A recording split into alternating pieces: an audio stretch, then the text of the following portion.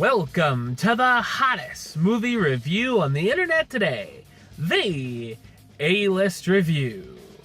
I am your host, the Game Changer, Wes Troop. And as you can see, it's time to go back to the theater. That's right, because this weekend is Halloween.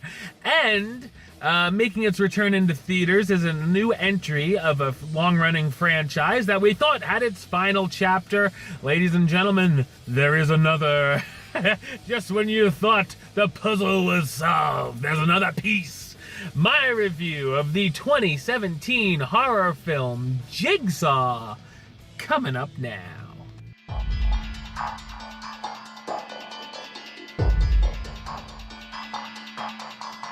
10 years after the death of John Kramer, aka the Jigsaw Killer, a number of mangled corpses begin showing up in public.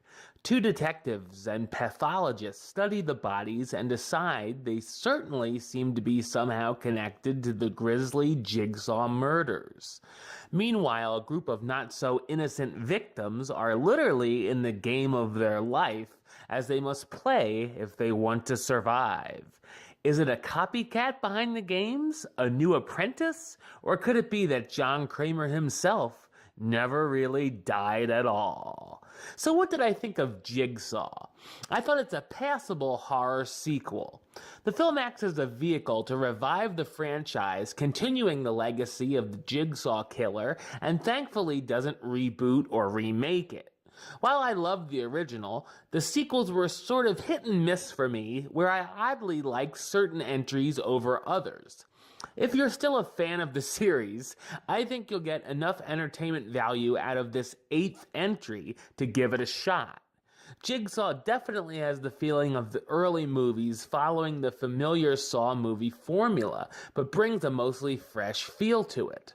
Of course, the series has become known for its gore over the years, and there's certainly a number of gruesome sights to go around.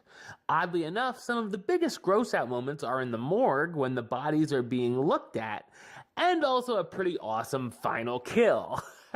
There were certain shots that left me a little puzzled as the camera would cut away at some of the death scenes, and then we'd see the after effects.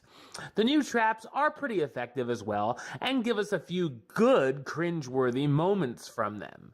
While the games are going on, of course, we have the characters trying to solve this new mystery. I was a little worried for this part at first, as the film's opening reminded me of watching an NBC cop drama on the big screen. Of course, there are a number of twists throughout that kept me guessing what could be going on until that big reveal.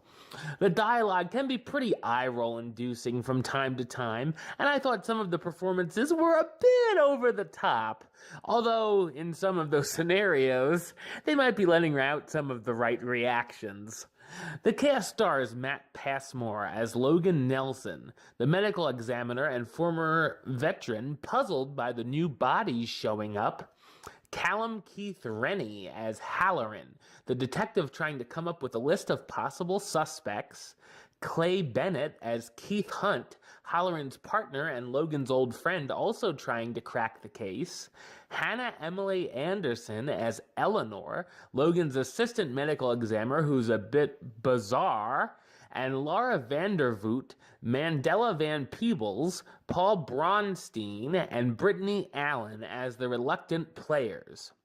By now you should know, if you haven't been a fan of the franchise, I doubt this will win you over, but for those still invested in the series, I feel you'll most likely have some bloody fun here.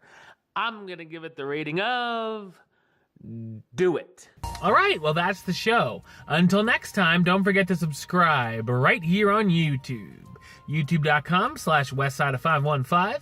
Like the show on Facebook, facebook.com/westtroupaylist. And of course, you can follow me on the Twitter and the Instagram @WesAlist. Until next time, Troop out.